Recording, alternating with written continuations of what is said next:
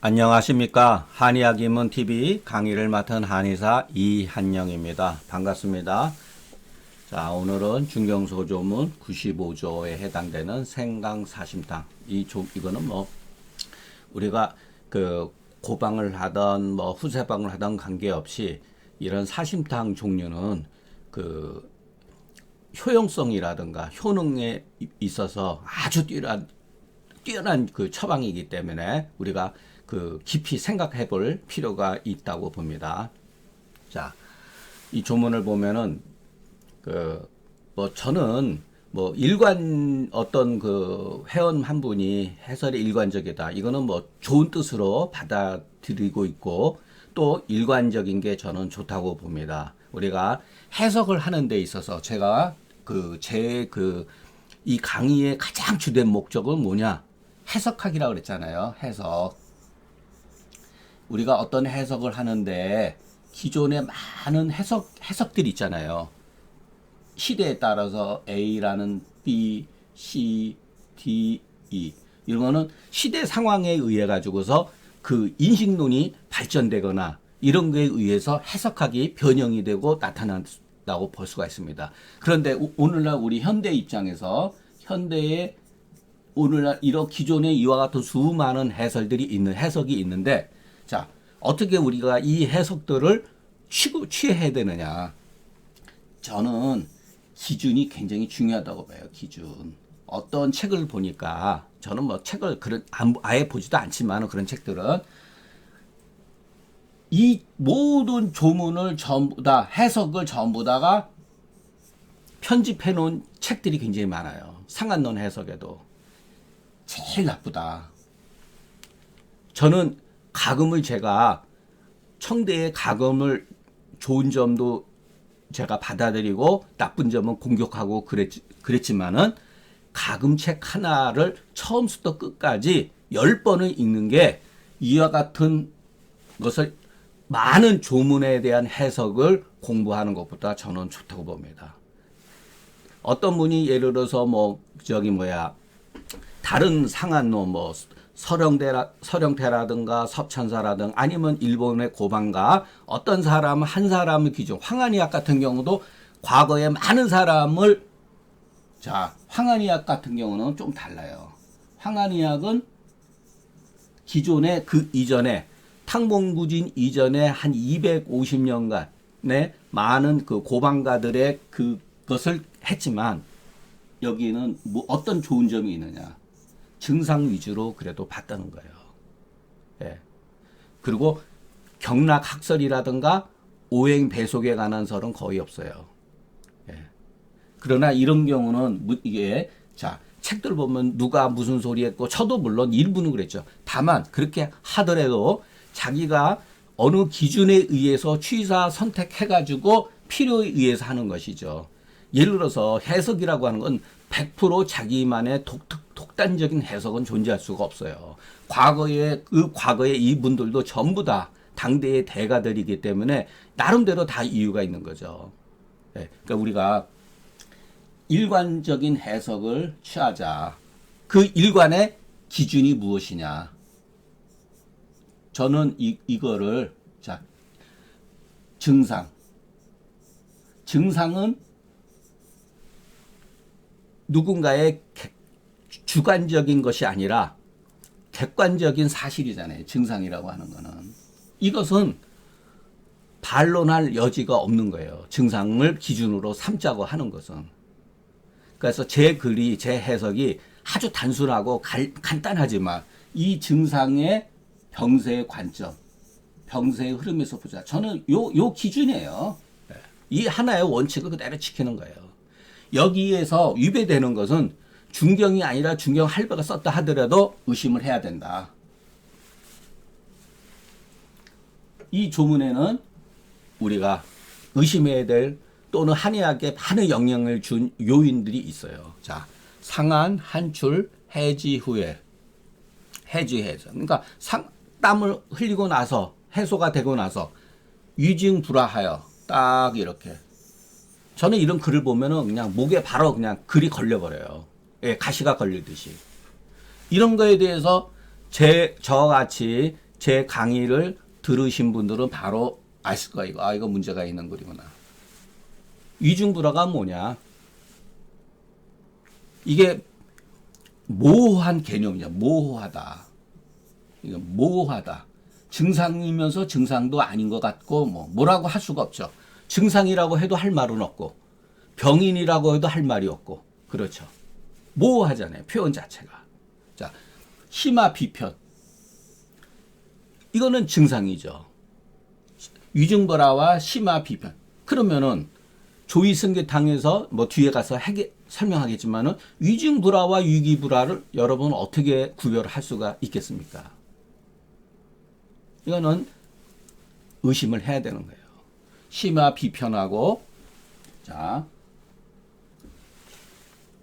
건의 식취하며 마른 딱꼭질이라든가 트림이라든가 음식 먹은 입에서 냄새가 난다든가 이런 건 참 중요한 거예요. 구취 같은 경우 나는 사람들 의외로 많이 있습니다. 많이 있어요. 왜 구취가 났을까? 이런 식으로 왜 썼을까? 이런 게 굉장히 그 관찰력이 뛰어난 거죠. 이런 표현들은. 그런데 또 하나. 자, 다음에 혀파유 수기하고 자 이거는 병인이죠. 병인이에요. 혀파에 수기가 있다. 열제 수기다. 그러니까 열제 하초다. 열제 상초다.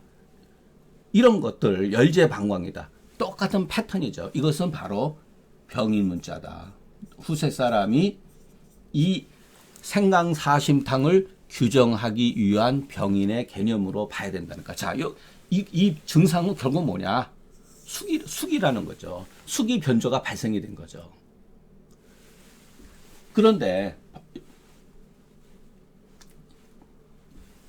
혀파유 수기하고 복중내명. 자, 복중내명 본인 스스로가 자각적으로 뱃속에서 복부에서 물이 흐르는 듯한 물소리를 들은 경우도 있지만 촉진을 했을 때 물이 이렇게 쭉 흘러가거나 물소리를 느끼는 경우가 있어요. 이거는 실증이죠. 이거는 실증인 반면에 이것은 추정이죠. 추정. 일종의 약간 가설도. 추정. 무엇을 추측한다. 이런 거죠. 그러니까 혀파유수기보다는 복중내명이 더 중요한 거죠. 그리고 하리하는 경우는 생강사심탕으로 약간 변이 묽은 경우는 생강사심탕으로 처리하라. 그러니까 자, 이 생강사심탕이라고 하는 방의를 입증하기 위해서 내가 이런 증상에 생강사심탕을 쓴 이유는 요 수기 때문이야. 내명 때문이야. 이것을 입증하기 위한 구실이에요. 우리가 어떤 것을 상대방한테 설명을 할 때 나름대로 어떠한 이론을 갖추고 논리적으로 형성이 돼야지 타인을 이해를 시킬 수가 있잖아요. 아무런 근거 없이 나 생강사심탕 썼어 이러면은 말이 안 되잖아요. 그렇기 때문에 이런 말들은 궁극적으로 뭐냐, 생강사심탕을 쓰기 위한, 입증하기 위한 하나의 그 당시의 방법론이었다. 이렇게 받아들이는 것이 좋습니다. 그러면은 교정, 제가 판단해서 봤을 때는 상한, 한출 해주기. 그냥 이거는 맞던 틀리던 간에 경험적 사실들이니까 심화비편, 건의 식취, 복중내명, 하리자는 생강사심탕을 처리하라, 써라. 그러니까 우리는 심화비편이라고 하는 이 기본적인 이 병근과 복중내명도 관계가 있죠. 결국은 뭐냐면 복중내명에 의해서 심화비편이 형성이 되었고 이렇게 입에서 냄새가 난다든가 마른 트림을 한다든가, 그러니까 구토는 아니지만 트림을 하는 거죠. 심하면 구토증도 할 수가 있죠.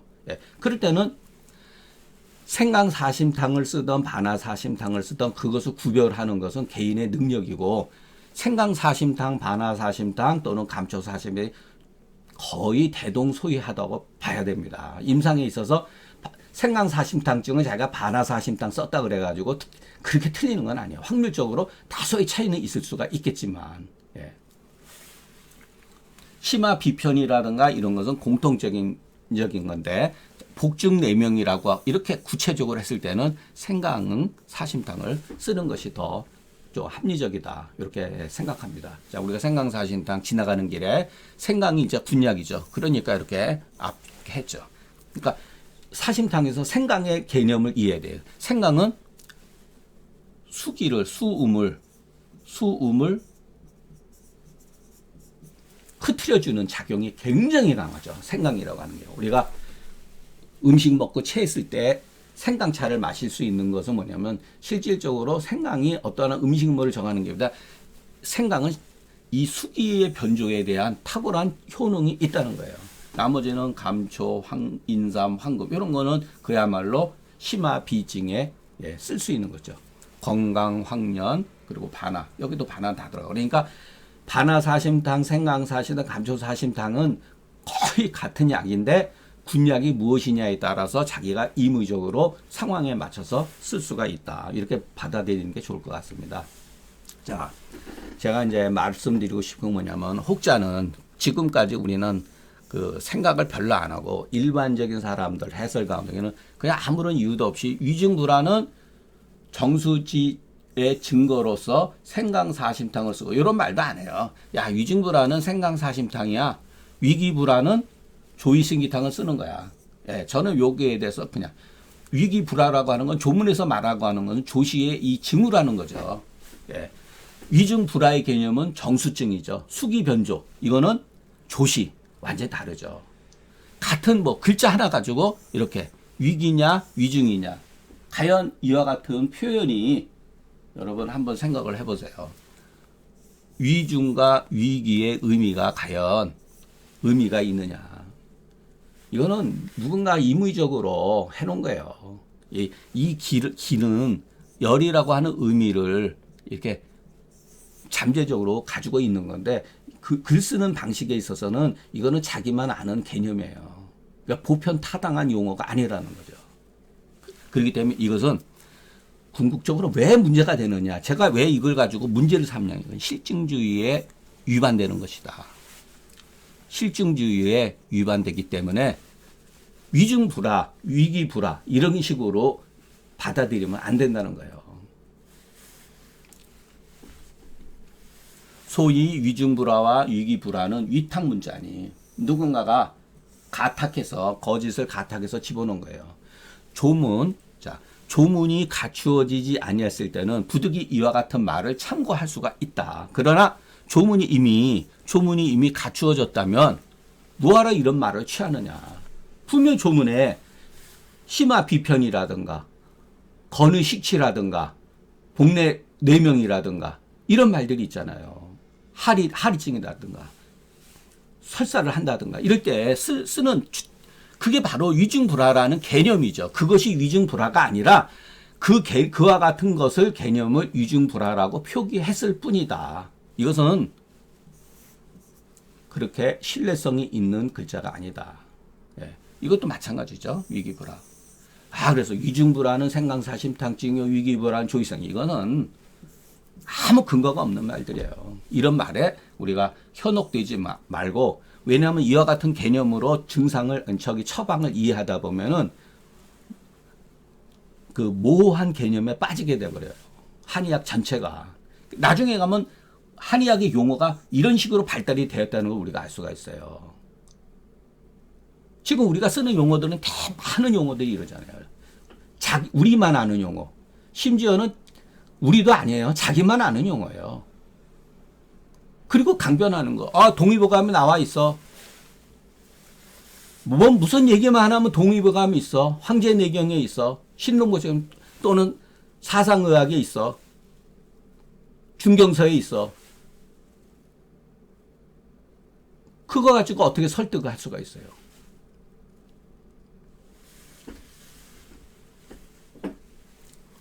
제가 아무리 이 녹화하기도 공개적인 거기 때문에 할 얘기가 있고 해서는 안 되는 얘기가 있고 그러지만 저도 그 하고 싶은 얘기 사실은 많이 있어요. 예.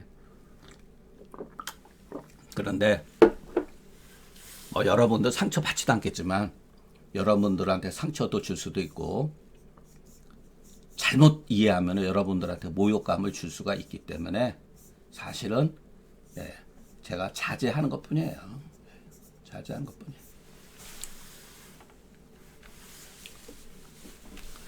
심화, 비편, 건의, 식지, 오심, 구역, 복중 내명자를 자 이와 같은 증상들을 위중 불화라 하고 서머, 복만, 조열, 대변, 조시자 이것을 위기 불화라고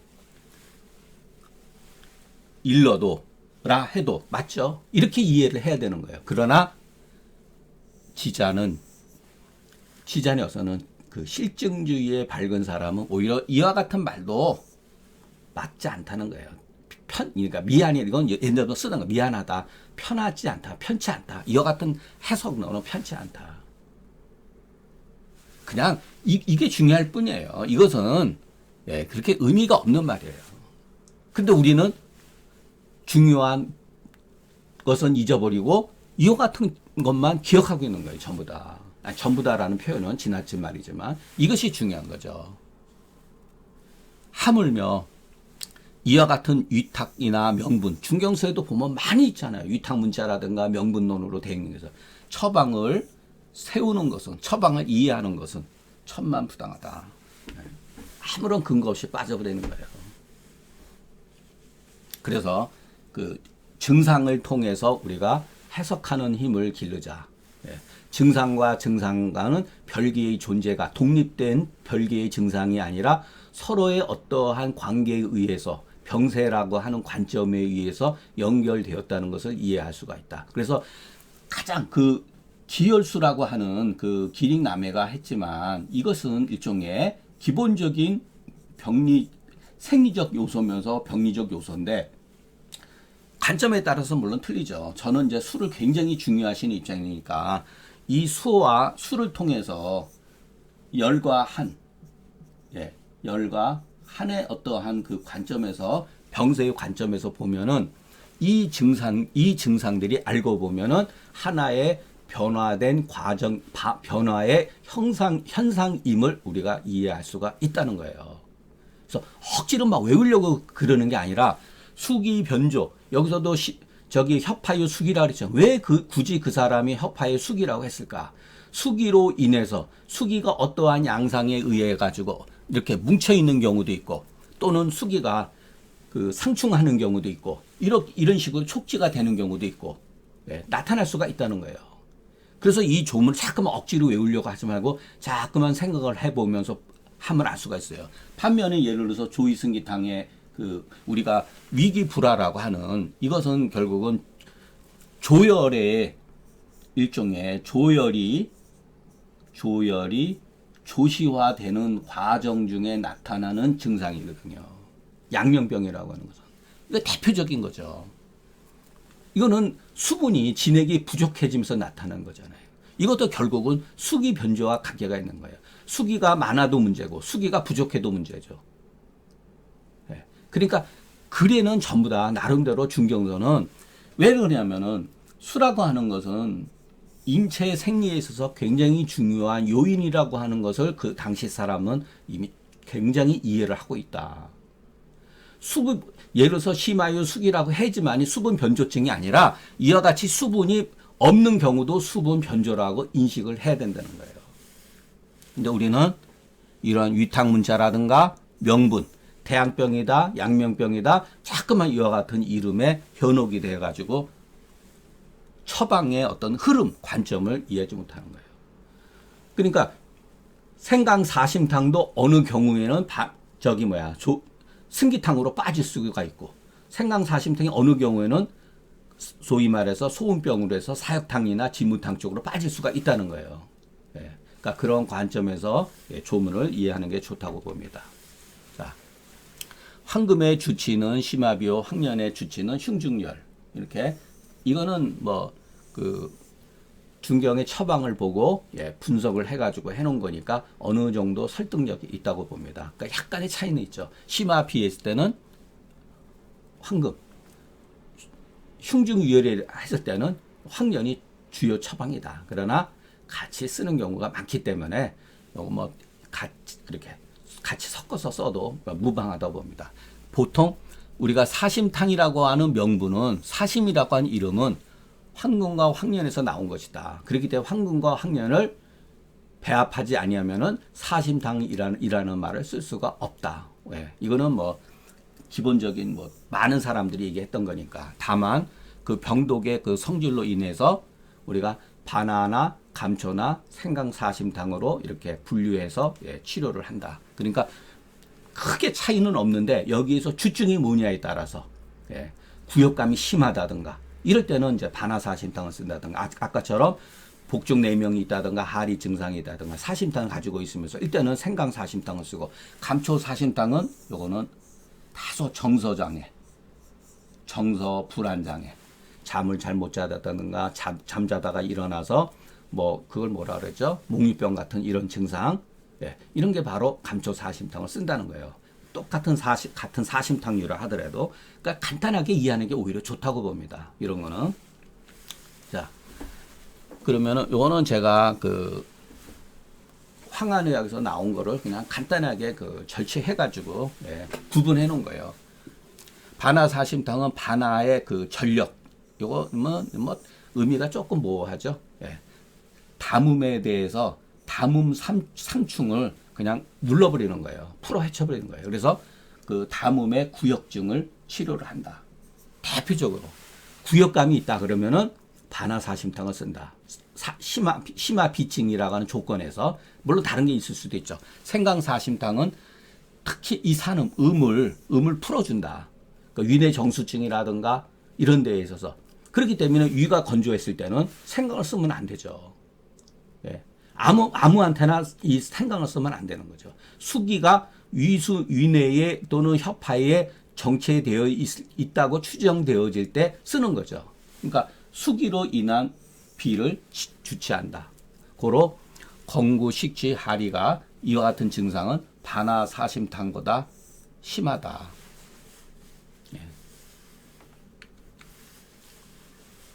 반면에 감초사심탕은 감초라는 것은 감미가 굉장히 강하잖아요. 약물 중에서 감초보다 그 감미가 강한 약이 없었다 할 정도로. 중경은 감초를 어디다 썼느냐? 급박한 증상에는 모두 썼다는 거예요. 급박하다. 야, 이거는 굉장히 위급을 초래한다 그러면은 감초를 쓴다는 거예요. 허시에 관계없이. 그러니까 급한 것을 급증을 완만하게 만들어준다.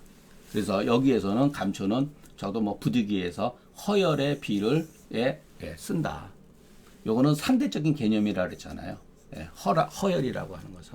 그러니까 뭐 대황이라든가 황금이라든가 이런, 여기에도 감초사심탕에도 황금, 황년 들어가지만은 상대적으로 약간 열감이 떨어졌을 때 치료한다. 그리고 고로 반화사심탕증에 신번 부두가 나고 고혹뼈, 바로 이것이 정서 불안 장애. 정서적으로 뭔가 불안정하다. 불안정할 때 이걸 칠판을 제가 꽉꽉 눌러서 글씨를 쓰면은 이게 녹음이 중단되는 경우가 있더라고요. 그래서 제가 막 글을 이렇게 흘려 쓰는 거니까 양해해 주기 바랍니다. 그러니까 심화비편자는 반드시 의사가 하제를 너무 빨리 한 연후에 비증을 일으키는 게 아니다. 반드시. 중경서에는 이렇게 나와 있어요. 그러면 우리가 사하지도 않았는데 심화비편이 있는 게 많잖아요. 그러니까 중경서는 하나의 단서고 구실에 불과한 거예요. 그러니까 누구나 하제를 써가지고 심화비가 발생되는 것은 아니다. 본래 그 사람이 이와 같은 병독이 심화 부위에 잠재적으로 가지고 있는 것이다. 그런데 이것이 우리가 외감에 노출되거나 이와 같은 오치나 역치에 의해 가지고서 확 드러나는 것인 경우도 있다. 그러니까 반드시라고 했기 때문에 하재를 잘못 써가지고 오치나 역치를 해가지고 심화비가 생성되기도 하지만 본래 이와 같은 이 사람이 체질적인 것이거나 다소 가지고 있었던 그와 같은 그 잠재적인 그런 증상이 있었다. 예. 그렇지 않으면은 우리가 사하제를 쓰지도 않았는데 이러한 약을 쓸 이유가 없죠. 예. 실질적으로 그렇지가 않잖아요. 훨씬 이게 더 많죠. 잠재적으로 그 사람이 가지고 있는데. 저는 사실은 환자들 가운데 그 노인들이라든가 심지어는 그 젊은 분들 가운데도 입에서 구취 나는 경우가 굉장히 많아요. 근데 환자들한테 그 신뢰가 되기 때문에 말은 조심하고 그러지만은 구취가 심할 때는 저 같은 경우는 이 그냥 뭐 생강사심탕보다는 그냥 반화사심탕을 기준으로 해서 저 같은 개인에 한해서는 석고를 굉장히 많이 석고를 많이 좀 쓴다. 석고를 많이 사용한다. 이게 사실은 그 이 조문은 임상으로도 중요하고 그 많이 활용될 수 있는 처방인데 너무 간단하게 그냥 요점만 가지고 그 강의를 해서 여러분들이 이렇게 뭐라 그럴까, 아예 뭐 저걸 가지고 뭐 강의라고 할 수가 있겠느냐라고 생각할 수가 있겠지만 나름대로 가장 뭐 중요한 그 키포인트만 요약해서 글을 올려봤습니다. 경청해 주셔서 감사합니다.